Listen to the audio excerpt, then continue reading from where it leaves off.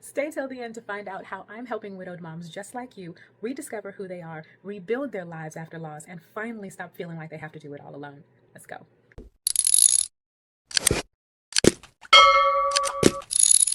Every time I signed my name or said my name, I always felt like there was an echo of him there and possibly a little bit of betrayal to my new husband. I felt like I was being tugged between two worlds, the world with my sons and my late husband, and the world with my all of my kids and my new husband. Like I was kind of straddling between, and also carrying a name that I really only had one tie to, and that was marriage and my kids, and that was Jason. So it was difficult. My big question was, is that me anymore? I kept that name for 17 years. Is it me anymore? The thing I want to talk about today is changing my last name. So for 17 years ago, I had my married name. Something that I didn't think would be a big deal to me is changing it. And honestly, I had no intention of changing it, not for a long time, because first of all, it's extremely tedious. The good thing was I didn't need to change it until 3 years ago when I got married. The interesting thing about that was before I had intended to get married, before I was worried about changing my name at all, what I was going to change it to was I was going to change it back to my maiden name, and it was going to be, what the name my father gave me, because I felt like, especially since he passed away back in 2020, I really began to think about just going back to my maiden name to honor him and to honor the family that I really came from.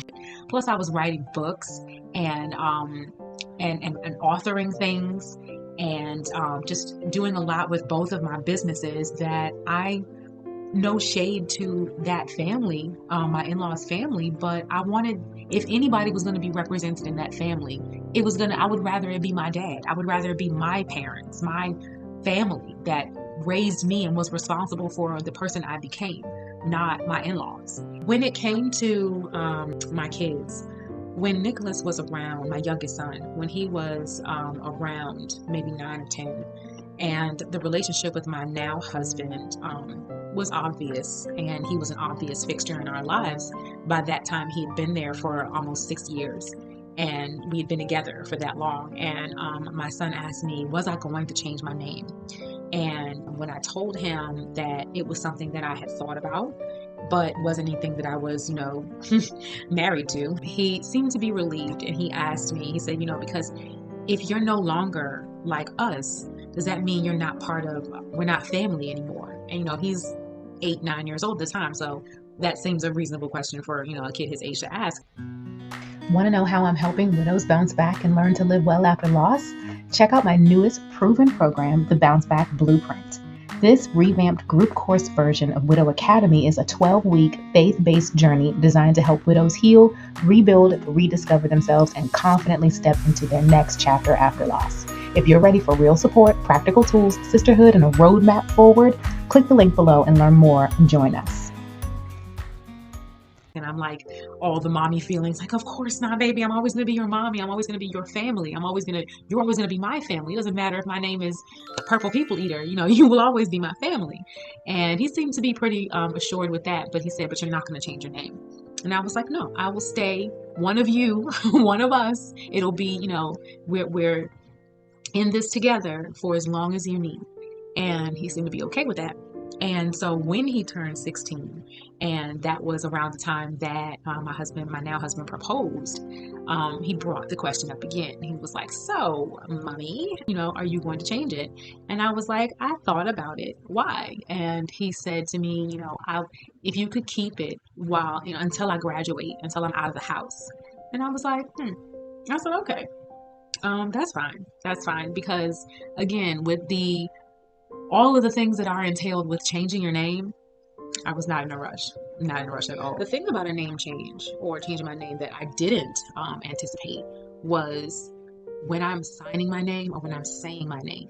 For the longest time, I was so used to saying Maya Tyler. It started to rhyme, and I'm not even used to hearing my old maiden name anymore. That was my identity. And so it felt strange to want my old name back, and it felt strange to think about what it would sound like when I get remarried. And it felt like a betrayal a little bit. Like, why don't you want to be Maya Tyler forever, And is it going to be taken as insult by your in-laws? Is it going to be taken as an insult by your kids? And are you insulting his name by not wanting it anymore? And I really had to dig deep and think to myself, it's my name. You know, I get to be called what I want to be called. And I think that something widows lose is autonomy and authority over who they see themselves as and who they would like to be going forward. I think they feel, because I was one of them, I felt so tethered and so responsible and so guilted into continuing my life as his wife and thinking about only how loyal I could be or how proper it was or improper to do whatever people expected of me and what other people were comfortable with, that I didn't think about as much what I wanted, because a lot of stuff was going on that I didn't want. I didn't want him to die. I didn't want to stop being Mrs. Tyler. So for a long time, I kept it for those reasons.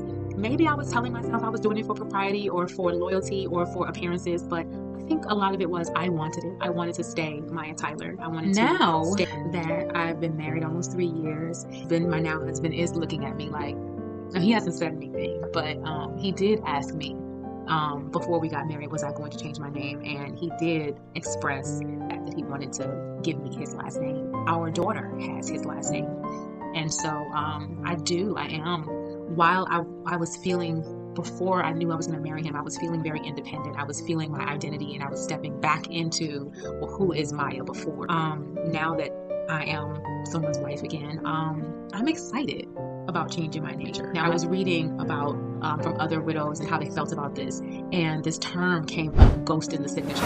When you're signing that name, your deceased person, your late spouse's married name, you're signing that name, they are still there in the presence of it, or there's still a presence, or there's still a lingering or remembrance or kind of a representation of them every time you sign a name or every time you see your name. Changing my name is going to be like a final kind of step over in this direction, and I'm hoping that, because they're grown up now and they're not children and they can deal with their own emotions about it, but at some point I have to step into what's for me, because how many of us have done everything for what everyone else thinks, everyone else expects, everyone else needs, everyone else wants, just to keep the peace in your very tumultuous widow everything. And at some point, all of it, I think I was ready to release, and I am ready to release the guilt and the tethering to the last name of my late husband. Because here's the shift.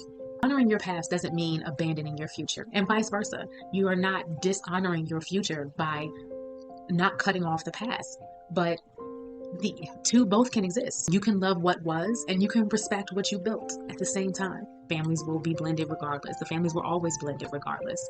So I don't think the name thing really meant as much to other people as I built it up to.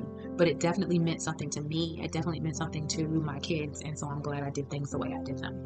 What do you think? If you're questioning your name change, I want you to think about this. You're not doing anything wrong by asking the question. You're not doing anything wrong by wondering. You're allowed to be whatever you want to be. You're allowed to do for you when it comes to your own name. This really isn't even just about a name. It's about who you are now.